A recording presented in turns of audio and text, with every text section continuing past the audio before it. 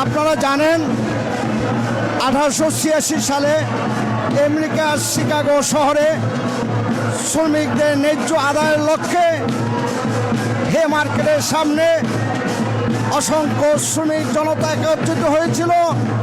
সেখানে আমেরিকার পুলিশ বেষ্টনী দিয়ে রেখেছিল, কিন্তু কে বা কাহারা অজ্ঞাতনামা কারো বোমা বিস্ফোরণের সময় পুলিশ শ্রমিকদের উপরে নির্বিচারে গুলি চালায়।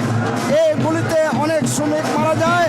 সেদিন থেকে সারা বিশ্বব্যাপী শ্রমিকদের একটা আন্দোলন গড়ে ওঠে এবং এই আন্দোলনে বক্তব্য হয় যে শ্রমিকরা তাদের ন্যায্য আদায়ের লক্ষ্যে 24 ঘন্টায় মাত্র 8 ঘন্টা কাজ করবে, সাপ্তাহিক ছুটি পাবে এবং তাদের ঘাম শুকানোর আগেই তাদের ন্যায্য পাওনা তাদেরকে পরিশোধ করতে হবে। আজ মহান মে দিবস।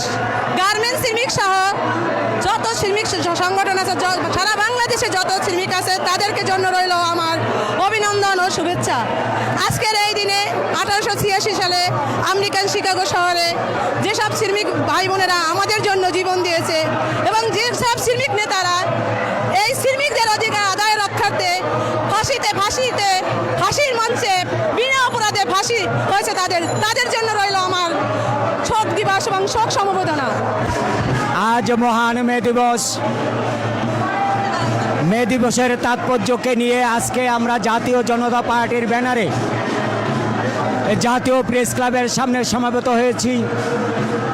শ্রমজীবী মেহনতি খেটে খাওয়া মানুষের সপক্ষের শক্তি হিসাবে কাজের লক্ষ্যে আমি মনে করি 1886 সনে আমেরিকার শিকাগো শহরের হে মার্কেটের শ্রমিকেরা সেদিন তাদের রক্ত দিয়ে আমাদের কর্মঘণ্টা নির্ধারণের যে দাবি 8 ঘন্টা কর্মের দাবিতে সেদিন তারা আন্দোলন করতে যে মালিক শ্রেণীর হাতে শোষিত, নির্যাতিত, নিপীড়িত হয়ে নিষ্পেদায় রক্ত দিয়েছিল, প্রাণ দিয়েছিল। সেই থেকে আজ আমরা মে দিবস পালন করছি।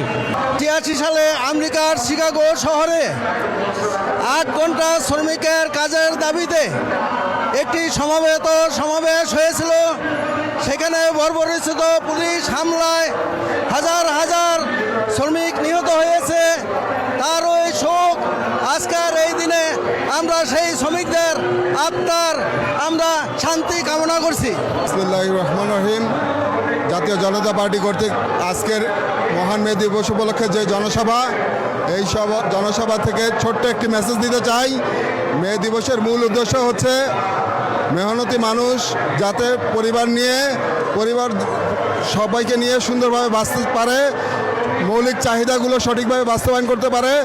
সেই লক্ষ্যে সরকার ও শিল্প মালিক গোষ্ঠীর প্রতি আহ্বান, আপনারা বেতন মজুরি ন্যূনতম 30,000 টাকা করার দাবি রেখে আমি আমার বক্তব্য শেষ করছি। আসসালামু আলাইকুম। আজকের সভাপতি ও আজকে জাতীয় জনতা পার্টির জাতীয় নেতৃবৃন্দ, আজ এই শ্রমিক সমাবেশে আমার একটাই দাবি, প্রত্যেকটা শ্রমিক এই দেশে মানবেতর জীবনযাপন করছে। একদিকে দ্রব্যমূল্যের ঊর্ধ্বগতি, আরেকদিকে বেকারত্ব, দুই মিলে আমাদের দেশের অবস্থা শ্রমিকদের অবস্থা অনেক খারাপ হয়ে গেছে।